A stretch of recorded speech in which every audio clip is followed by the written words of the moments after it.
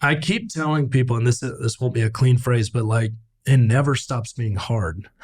Like you get newer, better problems, but there's no like, we finally made it. It doesn't exist. There are new problems around every corner, and it is relentlessly exhausting to run a business at scale.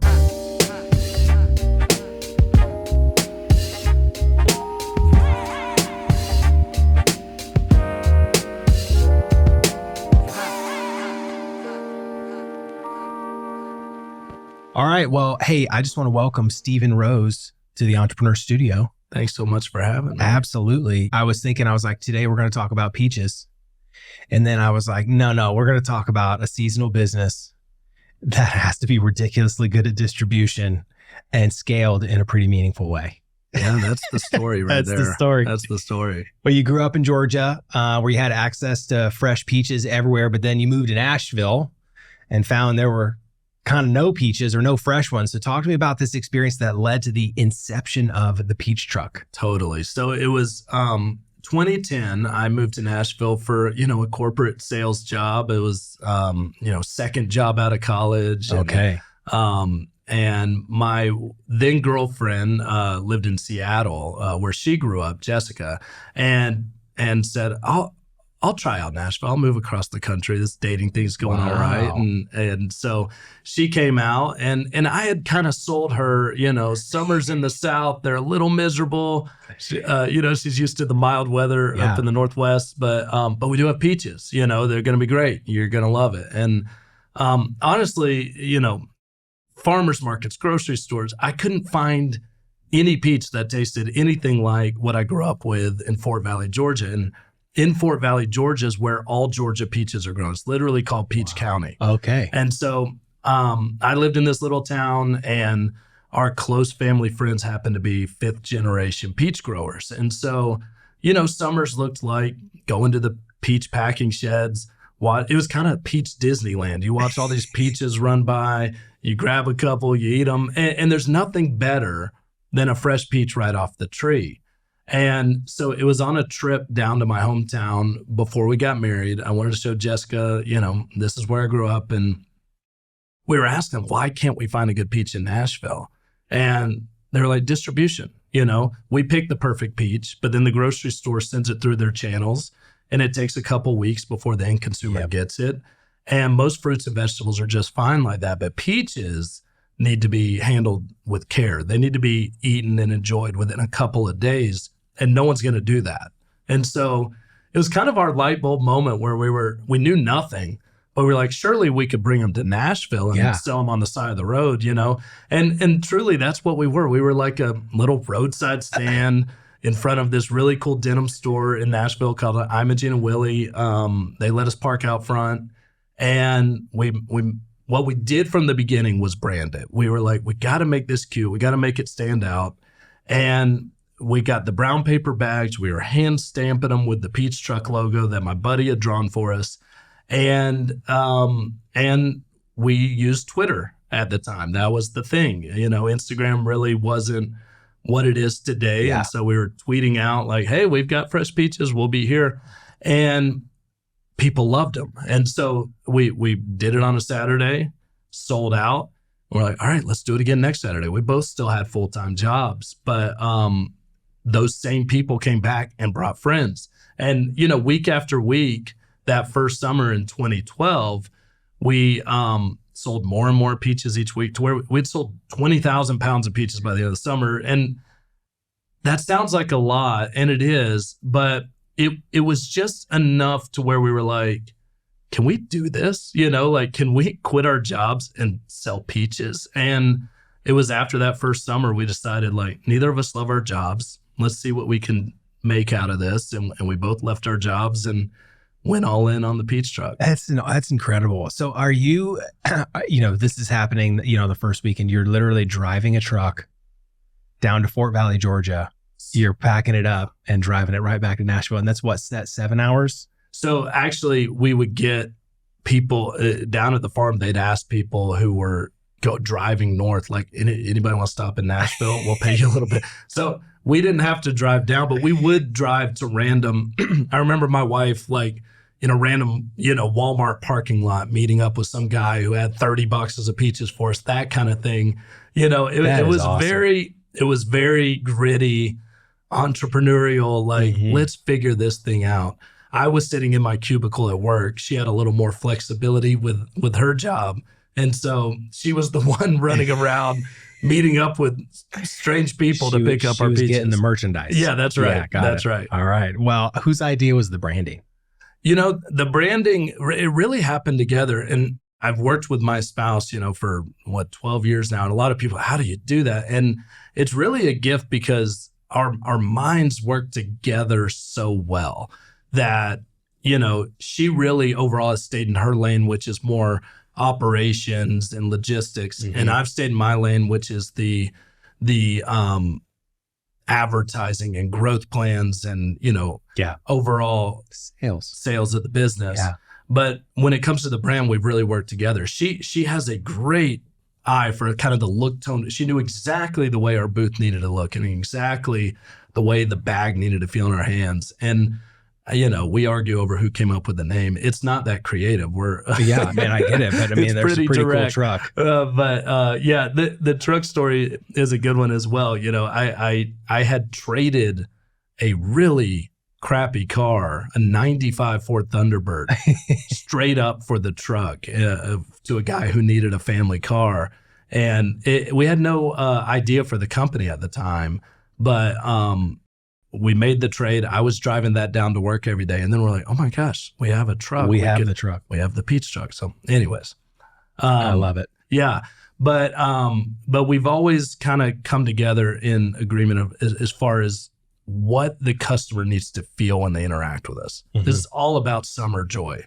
We are bringing a very simple pleasure of the perfect peach at the perfect time, but the overall feeling of when you interact with the peach truck has to be so right. And that's where we've really, put our mark on the peach industry as a whole. I love it. So I grew up in Cobb County, Georgia. Oh, did you? You were in Peach County. That's amazing. Very different environments. I'd say Atlanta is definitely a different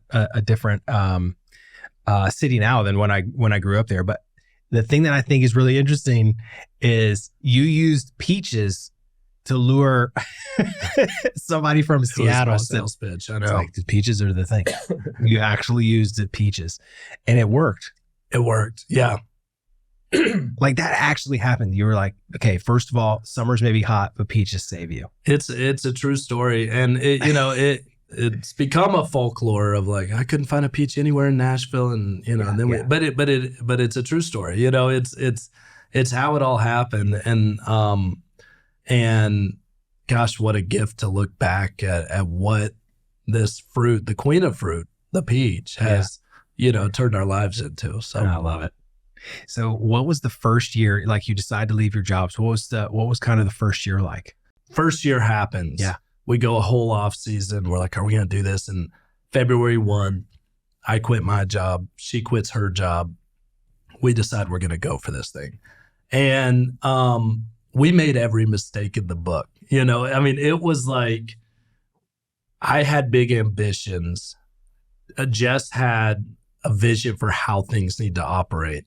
And in that first year was probably the biggest struggle, where my vision of this needs to be big and her vision of we need to operate with excellence were really clashing.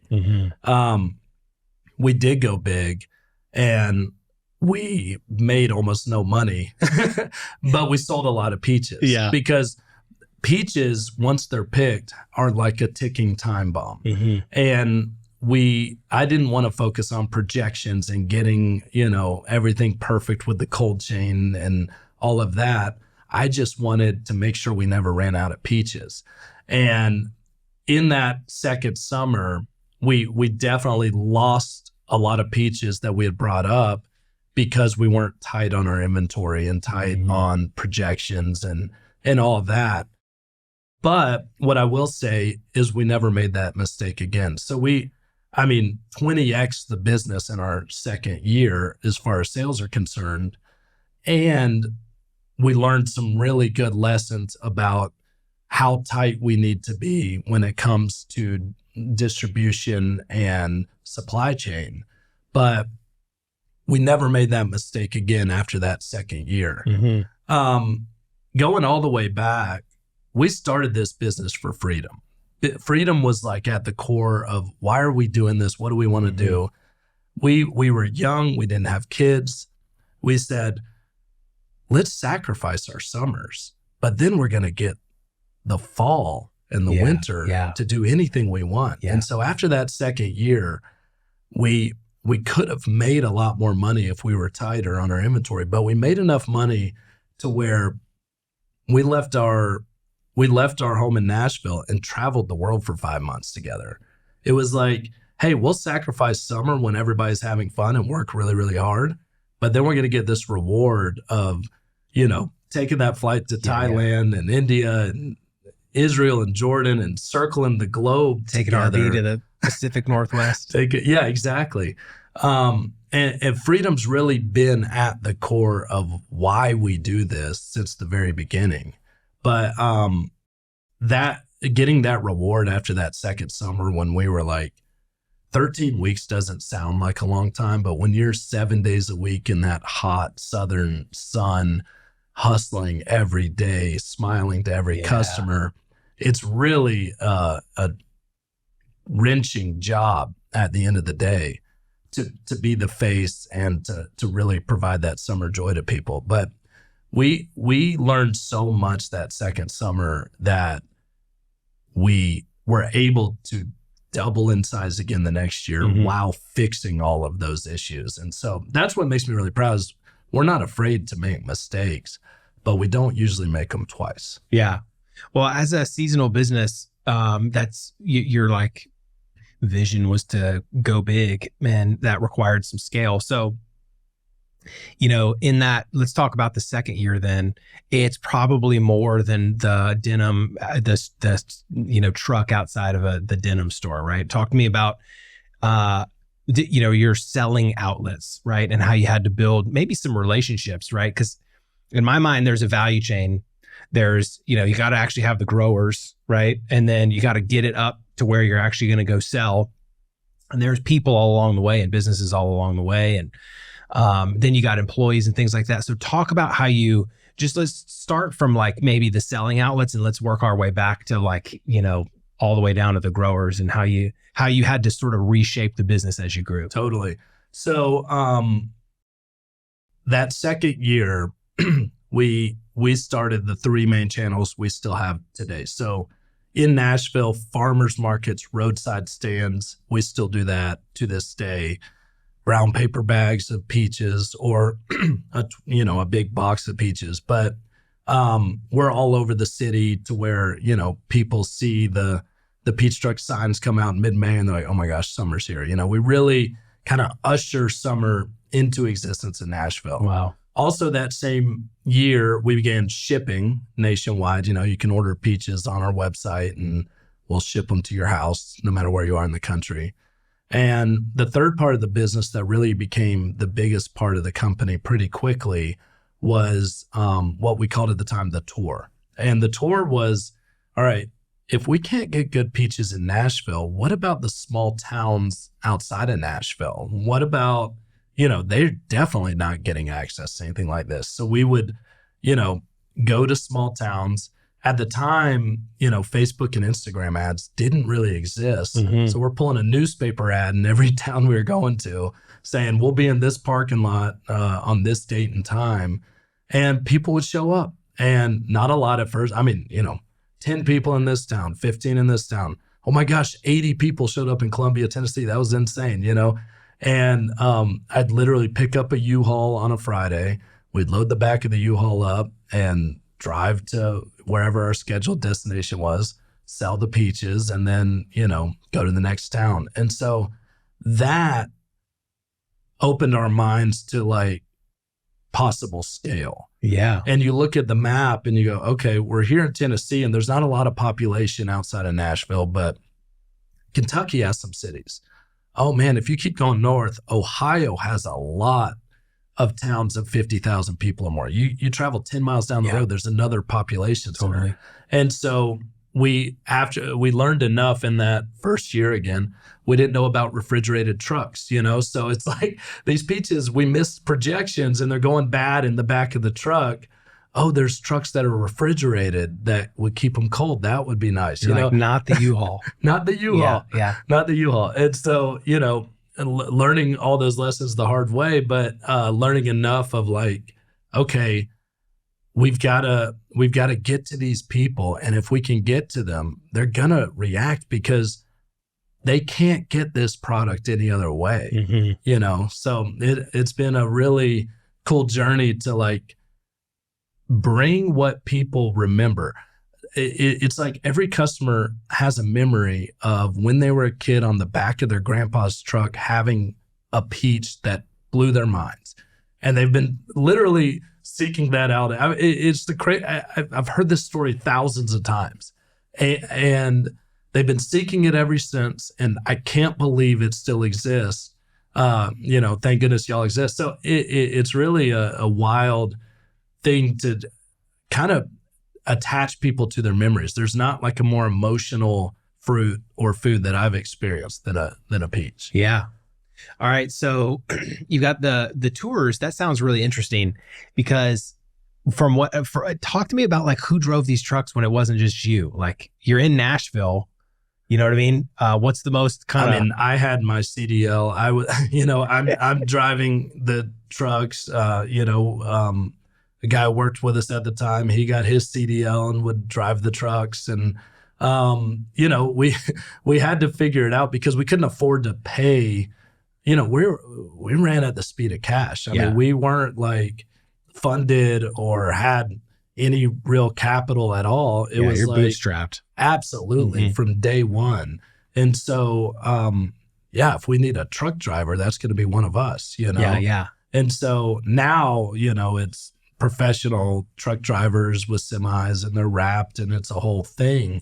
But at that time, it was the people on our team and everyone agreed to come on kind of commission based because we couldn't commit salaries to people. Yeah. So it was like, hey, we'll share the profit as we go, but I can't promise you anything, And so that turned into really lucrative jobs for a lot of people because it really took off.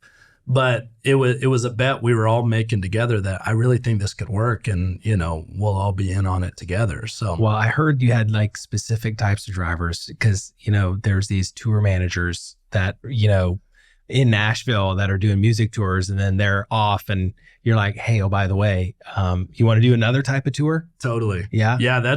We've done that for the last several years to where it was like, hey, you've been on these country music tours, but we'd love to bring you into this world. And they really manage the logistics of where we're going and how we're getting in and out more than driving the trucks themselves. Okay. All right. But yeah, that really helped us, change the way we, load in and load out. And there's certain ways to do this. And that's so awesome. Yeah, it's been really cool. Well, one of your channels being the tour, but another one being e-commerce. You've talked about ads a little bit. Let's talk about marketing. Yeah. So, what was sort of like the evolution of your, kind of e-commerce business? Talk about, were you guys doing organic search and, different types of things, or is it pretty much just paid ads? So it's kind of funny. Organic search never has been a big part because most people aren't thinking to search for fresh peaches. You know what I mean? It's like not a highly searched term. But I knew that was the magic of Facebook and Instagram, which was interest-based ads. And it's like, this is the type of person who would like this, even though they don't know. You know what I mean? Yeah. So it was 2013 was our second year. I think it was 2014 that Facebook ads were kind of coming online. And I decided to split my budget, half still with trusty old newspaper ads and half to Facebook. And we saw an immediate like, whoa, like first stop, we projected, say, 100 boxes sold and there was 250, right? It was like, oh my goodness, we need more people to help sell the peaches immediately because we had a single person on the road. Yeah. And that's not going to work. But B, I need to put more fuel on this fire if I can. You know, we had built a thing for a certain size, and all of a sudden overnight it seemed like it was a lot bigger. And so I was able to iterate pretty live, like, okay, we ask how'd you hear about us? How'd you hear about us? Yeah. It's all Facebook. Yeah. And so we need to put more fuel on that fire. And so you were running ads to get people to just come physically buy come peaches. out. Okay, so it wasn't e-commerce yet. Okay, not wow. until 2020 was wow. And that's a story in and of itself. But it was literally, we're running like, I mean, it's not Taylor Swift Eras Tour size, but we're running an arena size tour when you think of all the people at point of sale, like swiping their cards in line, kind of guessing how many people. And we were really good at guessing. Thank goodness. We had historical data, and, last year it did this much. I bet it would grow 20% or whatever. And sometimes the stop would pop and we don't know why, or sometimes it'd be down and we don't know. Oh, last year, remember that variety? That variety wasn't good. I bet that's why they're not back this year. All this stuff. And all along, another part of the in-person experience was, how do I get their information? We literally had a clipboard with an email sign up that we'd hand down the line. And then at night, our team would type those emails into, our email system at the time to get them on our email list. And you'd say that individual email came from this location. Stop. Yeah. But these are college kids. I bet 15 to 20% of them were typos. And so that breaks my heart to this day. Of then you're like, I'm sending down an iPad with the validation of the email. Yeah, right, exactly. So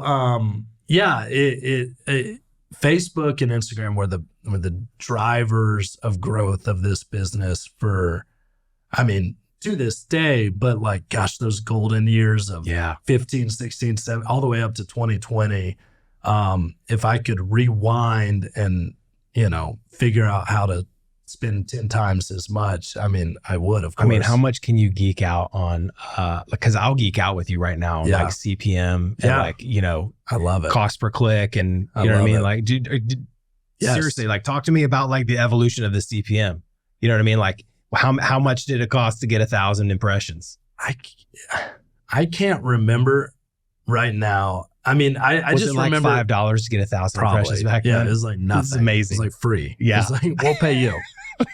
I mean, I even Facebook put me on this small business council that and they'd fly us out to like learn how our business was using the platform. It was a really cool experience. That's amazing. And how'd they find you? Like they just I guess just called you up from the platform? Yeah, they called us up, and they loved the story, right? They loved this seasonal business selling peaches being able to scale their business with their platform. I mean, it really and they probably saw surges totally in the summertime, especially. Here we go. It's go time. But I can't describe, I'd be sitting at my kitchen table because we didn't have an office, running these ads, the adrenaline running through my body, waiting to hear how the first stop did. Oh, good, it's working. And then, it was such a crazy, exciting time, those early days of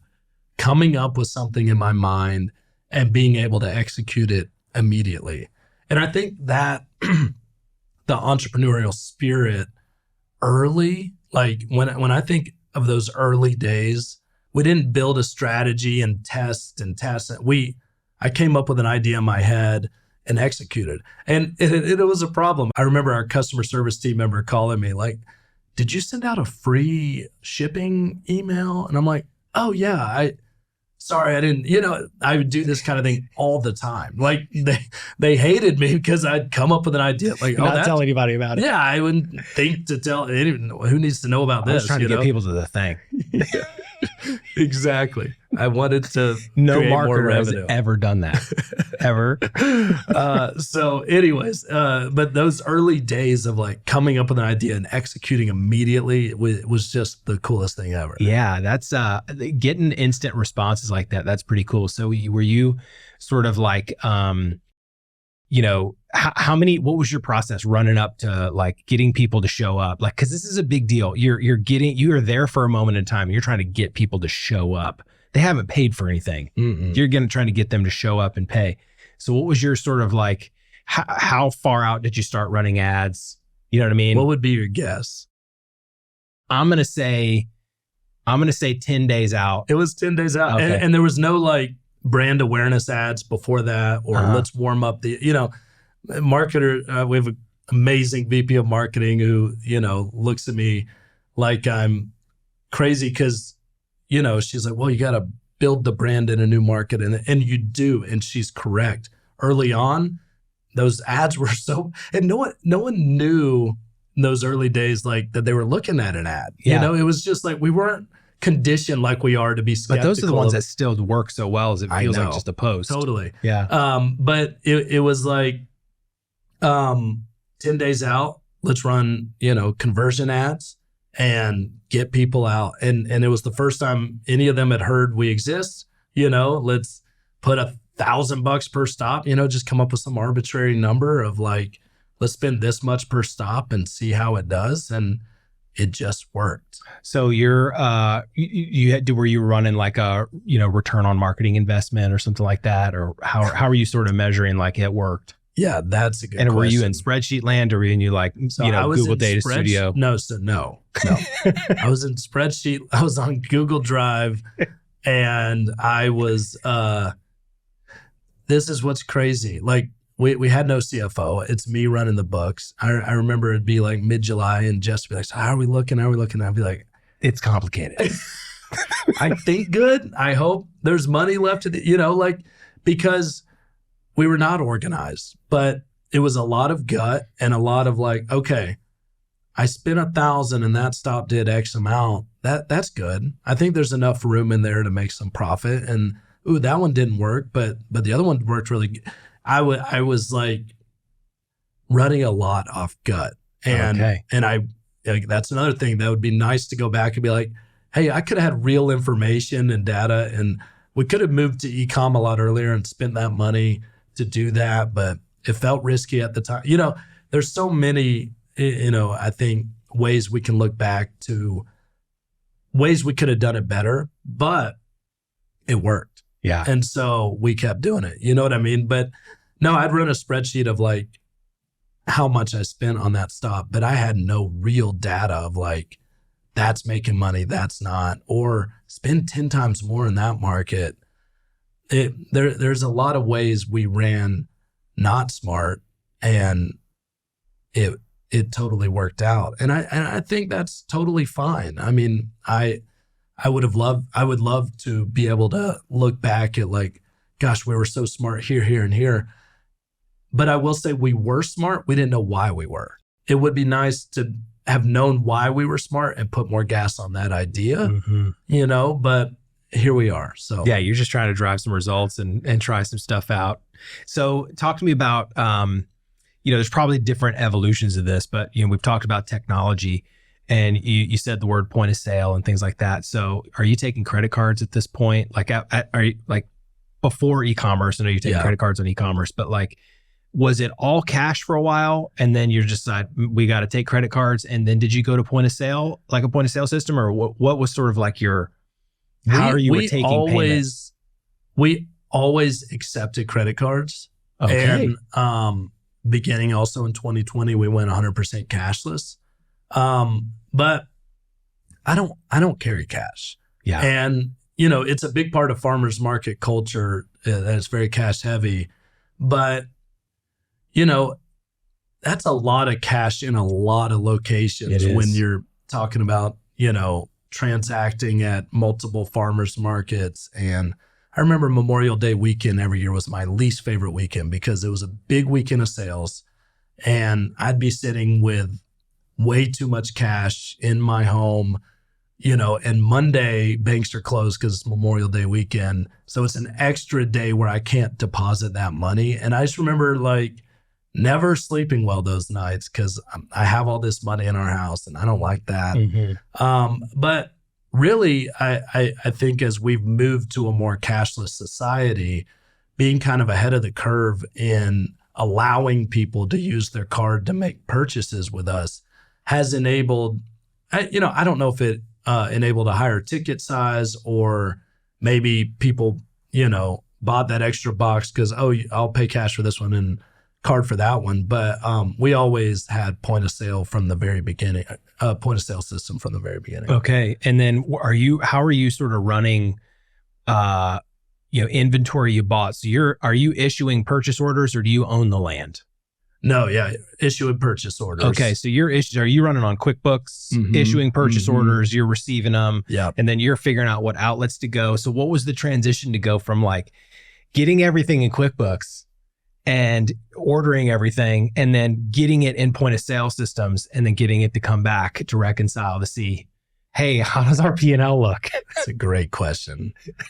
It was very fluid. It was not clean at all. It wasn't like, okay, allocate that purchase order. Again, I'm sitting at my desk and I didn't go to business school. Yeah. I'm sitting at my desk, running all the marketing, running the books. Yeah. Trying to reconcile it at the end of the day. I love that the marketing guys run finance. Isn't that great? Yeah. There's no one else to do it. Yeah. So here I go. It's good though. Yeah, it was sloppy.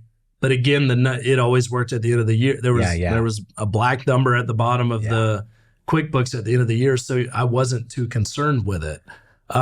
We would get inventory counts at the end of each tour stop. Okay, we're sitting on this, and that regional cold storage has this many boxes, and we were always kind of running it. And I'll tell you what, the numbers never worked. They never had, they never reconcile. We should have this much cash, but we don't. So where is it?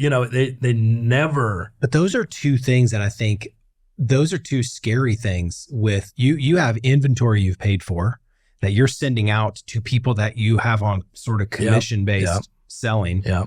And you're taking cash at certain points. There's two things that can disappear that are your resources. No it's doubt. The cash that's paid and the inventory you bought. Yeah. Both. So what do you think, did that keep you up at night ever thinking, I don't necessarily know I know that inventory, disappearing is called shrinkage. Yeah.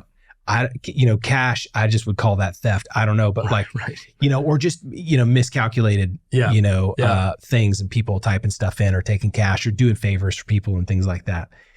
How much do you think in maybe inventory shrinkage and then maybe revenue, do you think that kind of disappeared? I think it's a mindset thing that I just have in me that sad for you if you're stealing from me. Yeah. And, it'll come back to me someday. I'm not gonna, I treat you so well.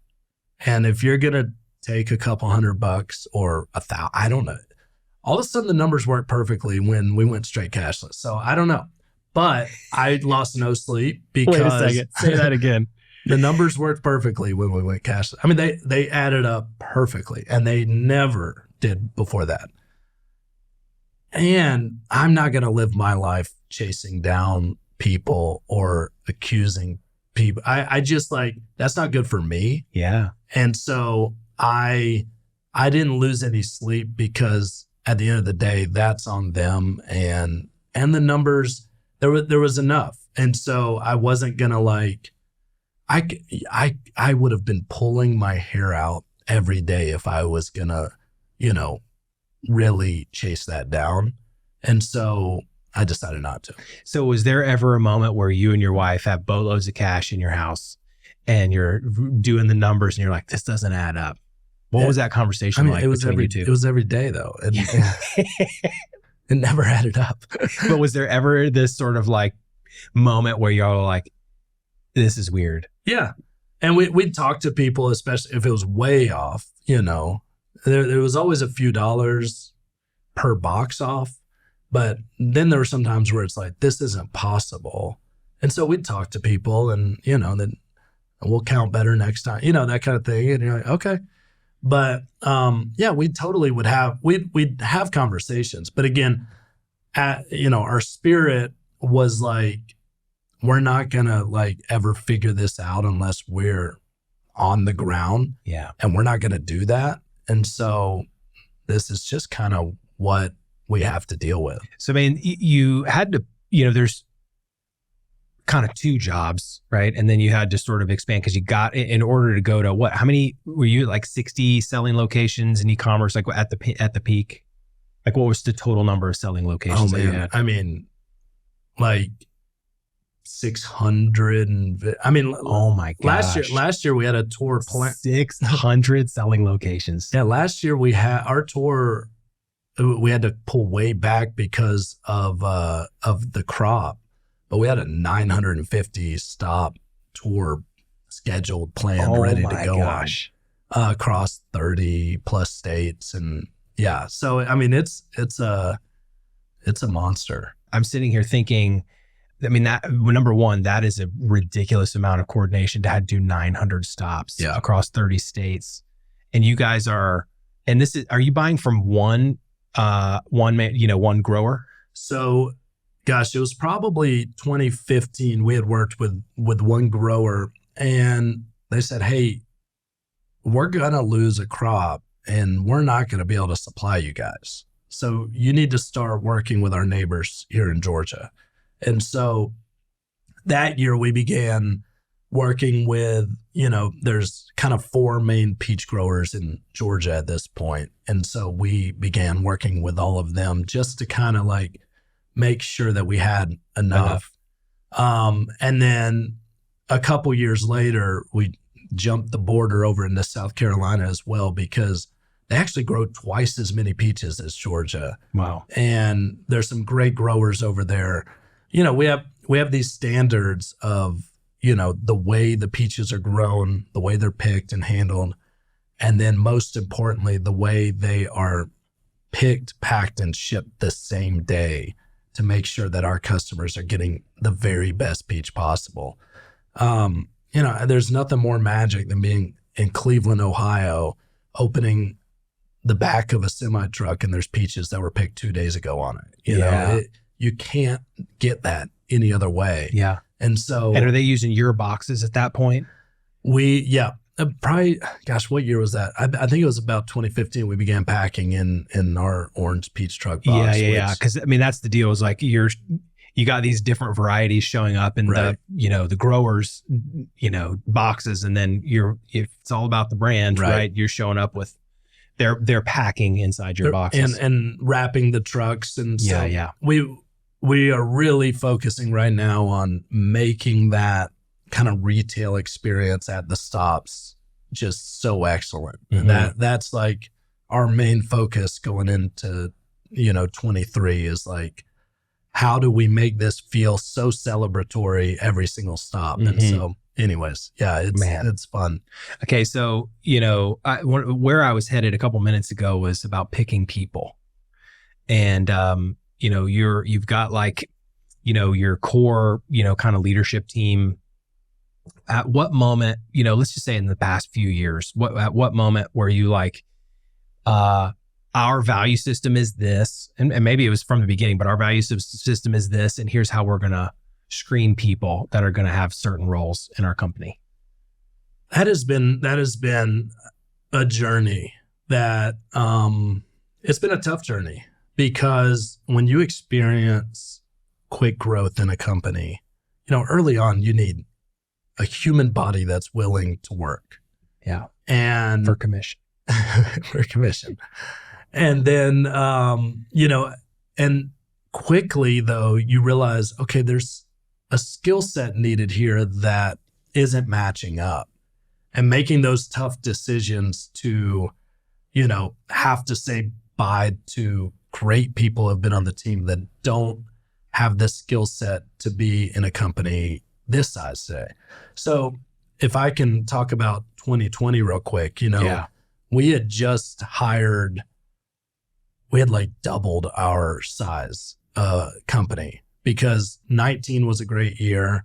We're going to really go big on ads in 2020, expand our footprint. We need to hire a lot of people to get ready for 2020. And literally, we took all our new team members down to Fort Valley to show them the farms. Had an awesome, this is early March of 2020. And we're in a like 15 passenger van heading back to Nashville. And, you know, someone's phone dings like, the NBA season's canceled. And then someone else, Tom Hanks has COVID, you know, and I'm driving and I'm like, I literally come down with like a fever and sweat, you know, I'm like, oh my gosh, do I have it? You know, like it was those early days of like, what is going on? Well, immediately we just say, hey, everybody work from home, you know, all of that. And, you know, as more and more shutdowns were coming, Jessica and I were literally sitting in our room. We had just hired all these people and it's like, what are we going to do? Like, I don't think we can, Jess kept envisioning a helicopter flying over our tour stops because it's like hundreds of people like covering the super spreader event that the Peach Truck's doing, you know, like we are so screwed. This is really not good. So are you the visionary and she's the realist? Yeah, that's okay, exactly right. Yeah. Fair enough. Yeah. And in our room, you know, while we're just like every day, like pounding our head against the wall, what are we going to do? Pre-sales comes to mind. Well, it's pre-sales. This sounds so silly right now because we're like, why didn't we do this, you know, 5 years before? But if we pre-sell the peaches, we were worried about handing credit cards back and forth. We didn't know anything about it yet. We were worried about team members interacting with people. If they pre-order their peaches on our website, then we can scan their QR code from a distance with our phones, put the peaches on a table, step away, they can get it, and we'll be able to move the line a lot quicker. Wow. And so we found a developer in 6 weeks, spent so much money on, you know, building a pre-order platform on our website that would enable people to pre-order their peaches, come to the stop and pick them up. And that transformed our business. Yeah. Whether it's the data of who's buying what, knowing exactly how many customers are going to show up at every stop and bringing that many peaches, being able to move lines quickly because we're not selling the line, we're just delivering. The whole thing transformed and literally doubled our company size that year. And that it was magic. But again, we had just hired a lot of people. All of a sudden, we're double the size. And we were having this extreme stress of like, I feel like the train is going to fall off the tracks. And it doesn't seem like everybody else seems to recognize that. Mm-hmm. And so it was another transition period of like, Jess and I don't feel like we are the right people to run this, but we happen to own it. And we recognize that, you know, this, that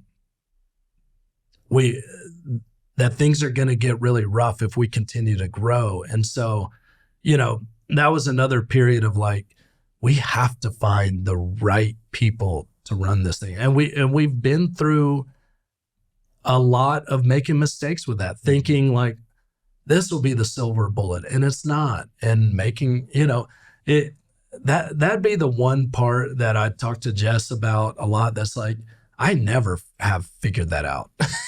I've never figured out like, we brought on a president last year who has been an absolute godsend. And he's come in and he looks at the way we've organized the company. Now, why did you do this? And we're like, it's just what we knew to do. I don't know if it needs to be different.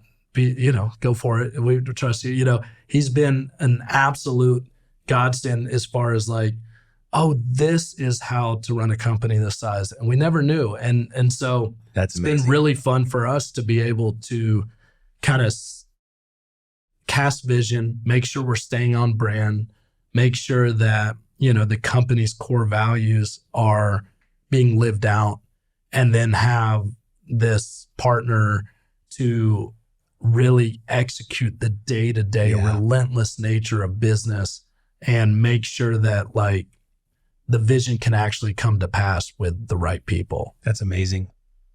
Well, what was kind of the pinnacle moment? Was it when Jenny Britton shows up to do an ice cream collab with you guys? That was absolutely thrilling. So it was only our second year. I had a friend who worked at Jenny's in Columbus. He actually works for us now. And I was up visiting him, and he introduced me to the CEO at the time. We just talked about what we were doing. And then I think it was like 2 weeks later, Jenny happened to be in town in Nashville, and my wife and I went out to dinner with her.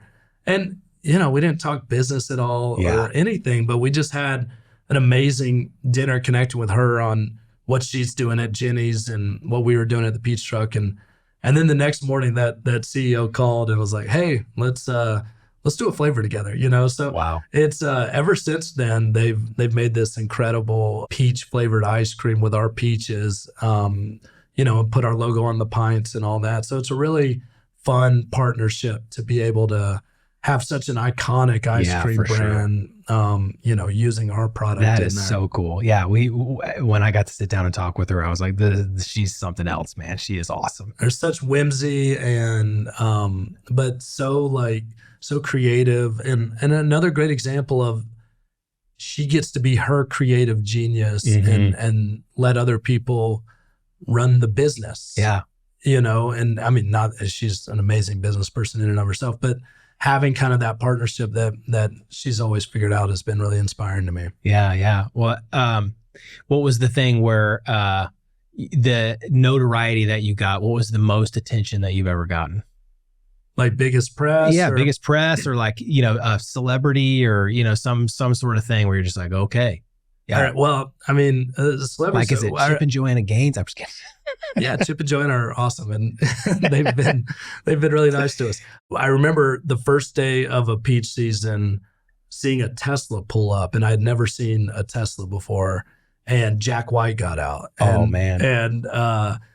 And he's walking towards me, and I'm all nervous, and you know, I start giving him the spiel. And he's like, I know the spiel, man. I've been waiting for this day. You know, like it's opening day. And I'm like, oh my gosh, Jack White's been waiting for opening day, you know. But we actually wrote a cookbook in 2018, I think. And it hit the Wall Street Journal bestseller list. And, no way. You know, and we got to go on CBS This Morning, and we had a Today Show piece and stuff like that, which is so cool and fun. And, you know, I never thought Wall Street Journal bestseller would be on our list, but it is. And so, yeah, it's been fun to have such a simple idea, right? Mm-hmm. That to really resonate with so many people. Mm-hmm. And I still think we're just getting started. What would you say, and actually, you know, maybe I'll ask this different.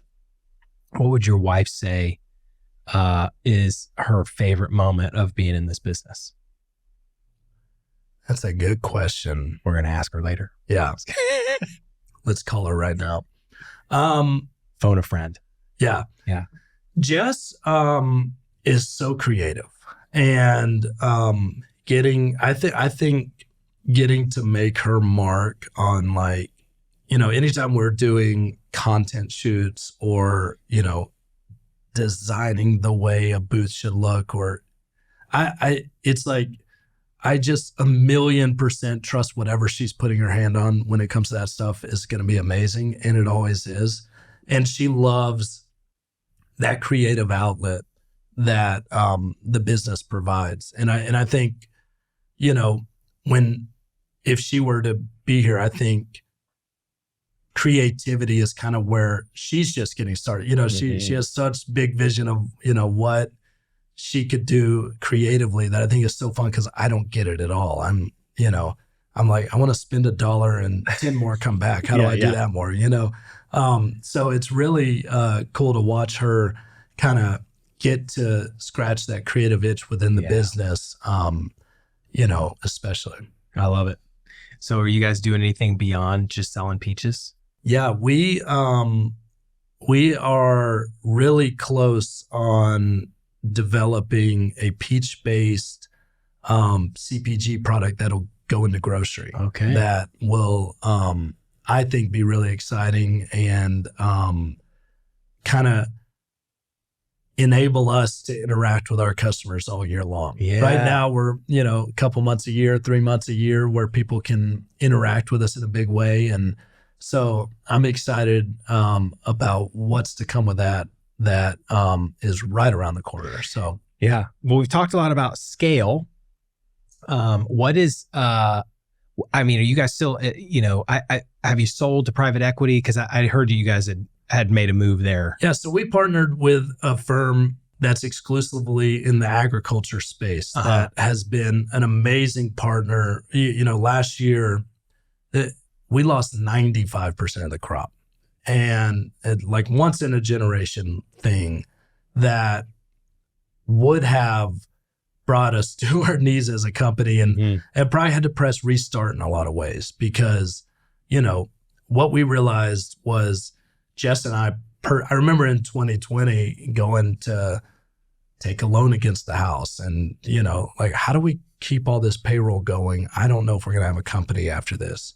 And thankfully it really worked out, but there were plenty of weeks of like, oh my gosh, everything we built is about to go away.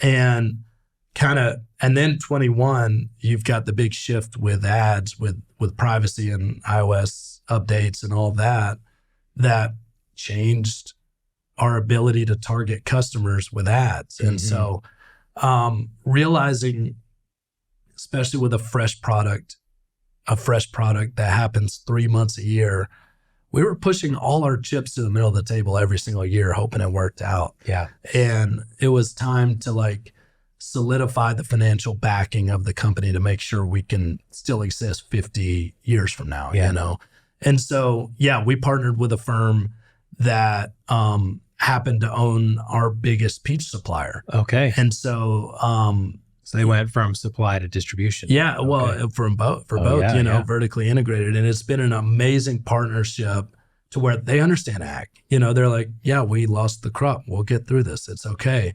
I think if we had partnered with any old PE firm, things would look different. And thankfully they don't, because we decided to go with somebody that lives in our world of agriculture and understands the ebbs and flows of that world. And so that's been an amazing gift, an amazing partner to help us, fuel our growth and also stabilize the company that we've built. So that's been really, really nice. Oh, that's good. Well, it's been great hearing how you and your wife have, taken this passion for quality peaches and turned it into a successful business. But I'd love to know, if there was, I'm going to say a phrase that would crystallize the lesson in scale that you've learned, what would it be? Wow. I keep telling people, and this won't be a clean phrase, but it never stops being hard. Business never stops.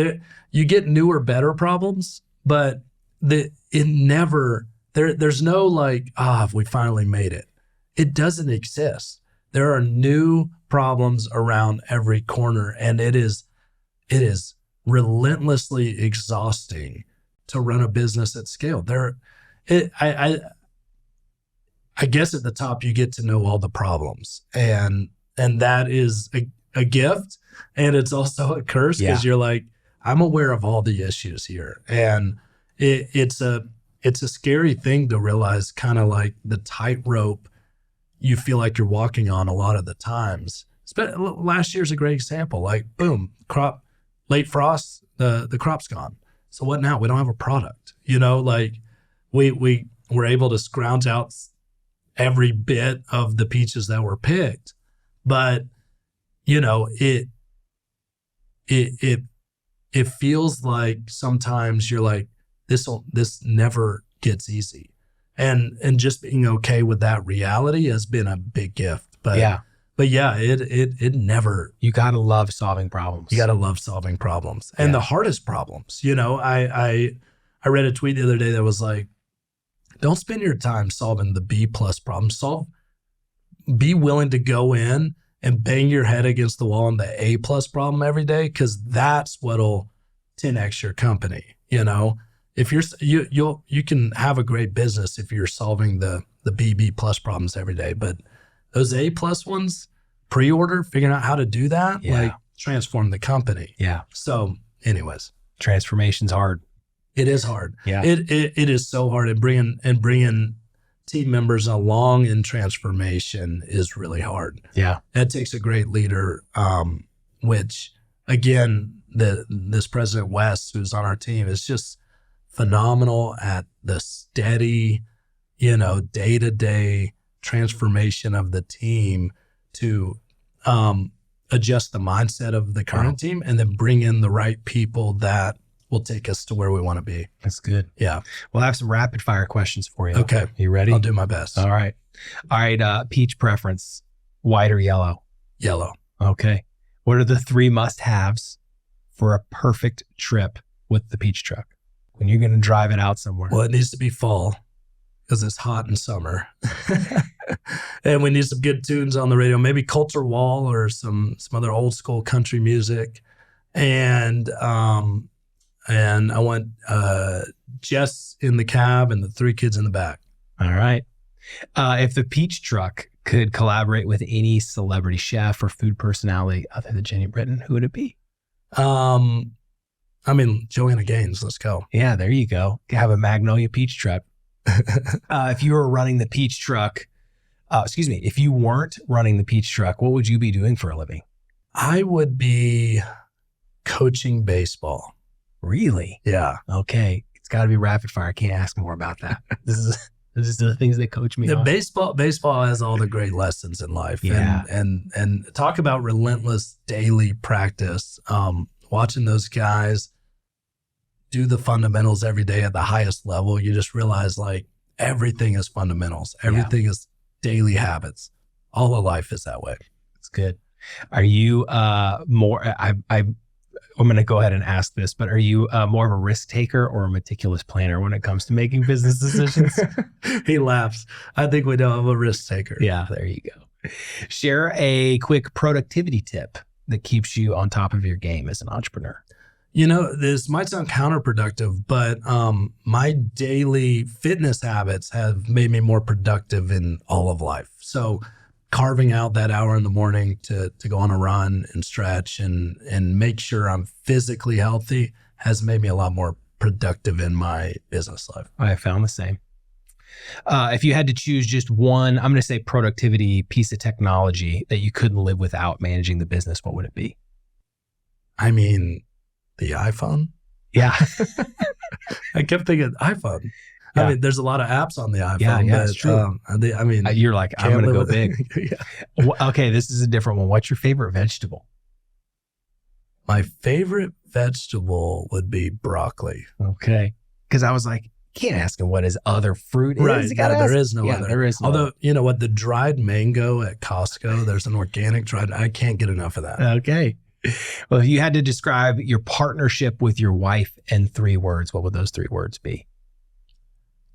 Freeing and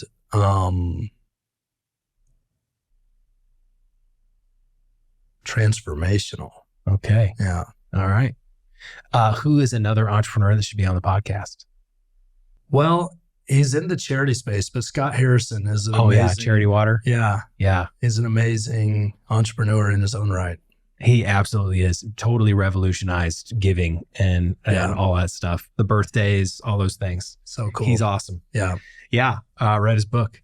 Well, good. Well, hey, Stephen, thank you so much for coming. It was awesome to get to know you. I think that one of the things that I've picked up from you is your care for people is subtext in your life. And I think it's pretty awesome to see what you guys have done with all the collection of people that was so understated in everything that you said. And I have to say, it was really awesome to get to know you and to learn more about the Peach truck. And I wish your wife could have been here, but the kids, always the kids.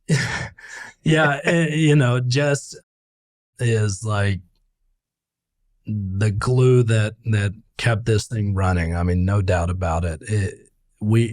we would have gone to the moon and exploded if it was just me. And we would have had a perfect 10 booths around Nashville if it was just Jess. And so our partnership has been an amazing gift to both of us to, navigate this company together over the last decade plus. It's awesome. Well, thanks for sitting in the chair with me. Thanks so much. Absolutely.